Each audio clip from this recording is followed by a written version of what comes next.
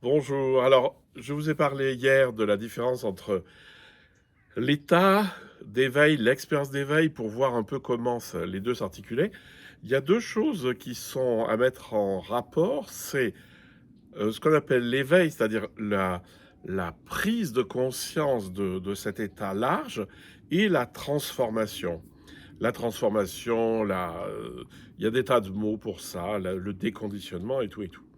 Alors, il y a des traditions, par exemple, dans le bouddhisme, il y a la tradition Rigpa qui va mettre sous le mot éveil à la fois ces moments et cet état de conscience très large et le déconditionnement, la libération des empreintes du passé.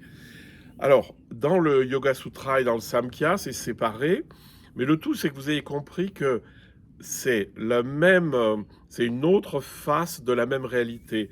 C'est lorsque vous êtes dans le large, en fait, vos conditionnements, ils sont moins accrochés parce que c'est quand vous êtes dans le petit que les conditionnements, ils peuvent travailler, hein, et puis réagir à des trucs. Si vous êtes dans le large, tout ça, c'est plus très important, hein, et même des conditionnements qui vous semblent très profonds, euh, voilà, très profonds, finalement, ils finissent par devenir assez superficiels, même pour des trucs assez importants. Voilà, donc je voulais juste vous faire prendre conscience que ce qu'on appelle l'éveil, ce que j'appelle l'éveil, là, tout de suite, c'est la grande conscience large qui me permet d'être présent au monde et à moi-même, ce qui est la même chose, évidemment, de manière très large et où donc le mental s'est arrêté.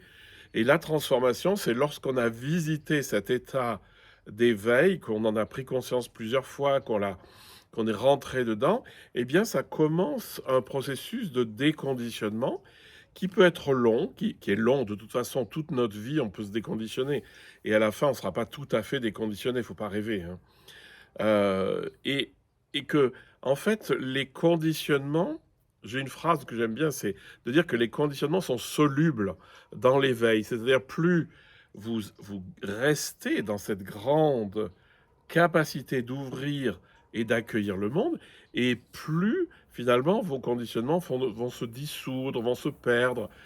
C'est-à-dire, vous voyez plus l'intérêt de réagir toujours de la même manière aux mêmes impulsions. Je veux dire, ah bon, oui, tu m'agresses, bon, ben oui, bon d'accord, tu m'as agressé. Et puis alors, quoi? Alors qu'avant, mon conditionnement fait que je vais lutter, enfin les trois trucs, soit je vais lutter, soit je vais m'enfuir, soit je vais tomber raide.